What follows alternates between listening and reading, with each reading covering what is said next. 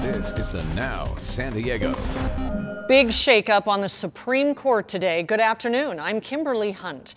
81-year-old Justice Anthony Kennedy retiring after more than 30 years on the High Court. 10 News anchor Brian Schlonsky is in the 10 News Live Center now with reactions from our nation's leaders. And what exactly is at stake with this open seat? Big times, Brian. Well, the stakes couldn't be higher, Kimberly. The pick to replace him could decide major American law for decades to come. Justice Kennedy announcing his retirement plans today, saying that this is effective on July 31st. Justice Kennedy told his colleagues that he personally delivered that retirement letter to President Trump at the White House. At an unrelated event at the White House, President Trump said that he holds Kennedy in high esteem. He's been a great justice of the Supreme Court. He is a man who is displaying great vision. He's displayed tremendous vision and tremendous heart. President Trump said the search for a replacement will begin immediately. He'll pick from a list of 25 conservatives, the same list of possible justices that he released during the campaign. Speaking from the Senate floor, Senate Majority Leader Mitch McConnell said that they will vote to confirm Kennedy's successor in the fall with no delay, but that is sure to be an epic battle. Republicans hold just one seat, a one-seat lead in the Senate.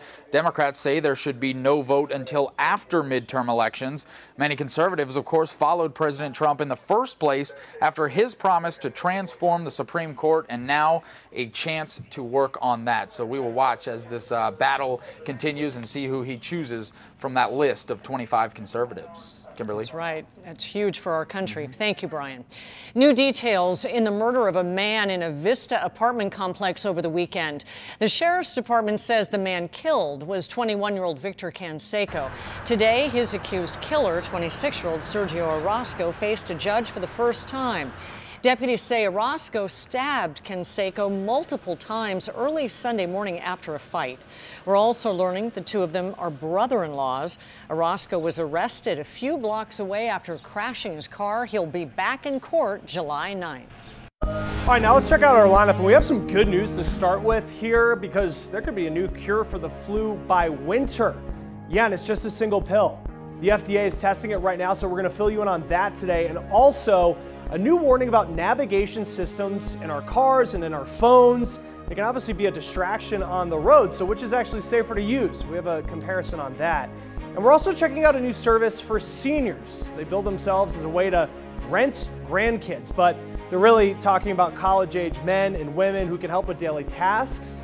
Now, the cool thing here is it really could be an affordable option for families on a fixed income. And look, everybody likes a break from the kitchen every now and then, so you definitely want to hear about the restaurants ranked as having the best customer service. We're going to run through that list and much more on this Wednesday afternoon. And service is a big deal. We look forward to that, Chris. Thank you. Public sector unions across the country are protesting a Supreme Court decision that weakens their power to collect money. Here in San Diego, nurses blocked roads as they rallied in front of UCSD's medical center. That's where 10 News reporter Matt Boone is joining us now live with a closer look at how this ruling will affect unions. Matt.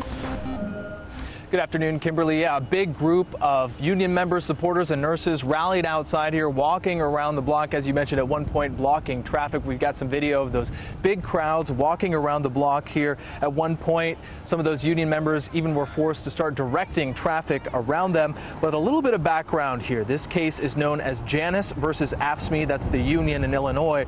It's centered around whether or not public sector unions can force non-members to pay what's known as a fair share fee. That applied to workers who had opted out of a union and didn't pay the typical union dues, but still benefited from the pay raises and collective bargaining. In those cases, unions could require a separate fair share fee that they said covered administrative costs. However, in a 5-4 decision, the court ruled against that, claiming it violated free speech rights to be compelled to contribute to an organization that one disagrees with.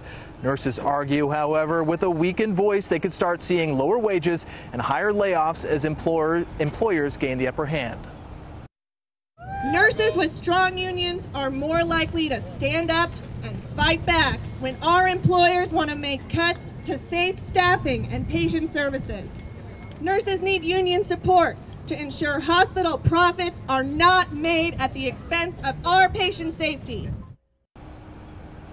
Now, just to be clear, this decision does not directly affect private sector unions, which can still theoretically enact that fee, and the actual political implications of all this remain to be seen. The one study that was done before this ruling in Illinois estimated that 700,000 public sector union employees may flee in the coming years. Reporting live in Hillcrest, Matt Boone, 10 News. Reaction has been swift. Thank you, Matt.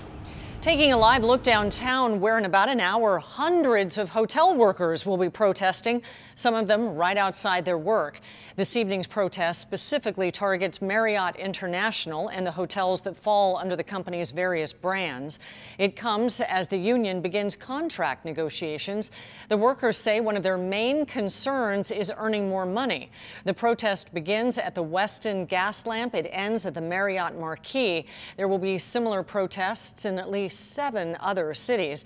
Marriott wouldn't comment, but did say they always negotiate in good faith.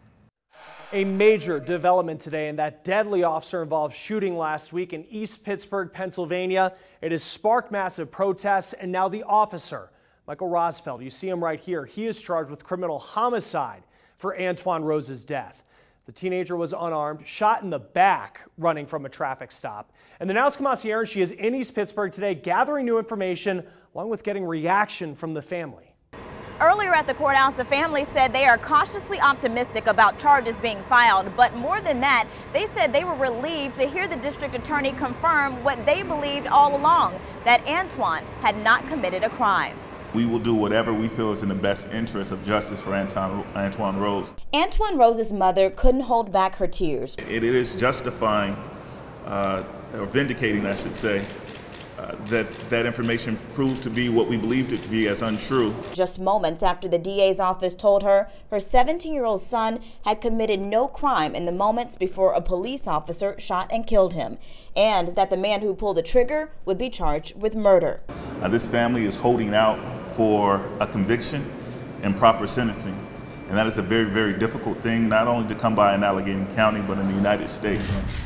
Today, Allegheny County District Attorney Stephen A. Zappala shared why he decided to charge Officer Michael Rosfeld with criminal homicide. According to the witnesses, Rose shows his hands, turns, and runs. He is not in possession of a weapon. Rosfeld shot Antoine 3 times on June 19th as he ran from a car after a traffic stop. Authorities suspected the car he was in had been involved in an earlier shooting, and Zappala said Rosfeld made inconsistent statements about whether he believed Antoine had a gun when the officer opened fire. There's no weapon that would have created a risk to Officer Rosfeld. Based on that evidence, I find that Rosfeld's actions were intentional, and they certainly brought about the result that he was looking to accomplish. After days of protesters calling for action, Zappala said Rosfeld's actions were not justified and clarified Rose was not the shooter in the incident leading to the traffic stop and had committed no crime.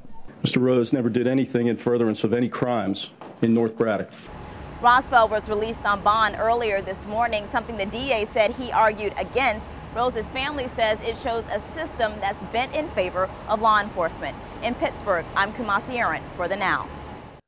All right, Kamasi, thank you. And today we learned that Joe Jackson, the father and at times manager to Michael and Janet Jackson, has died.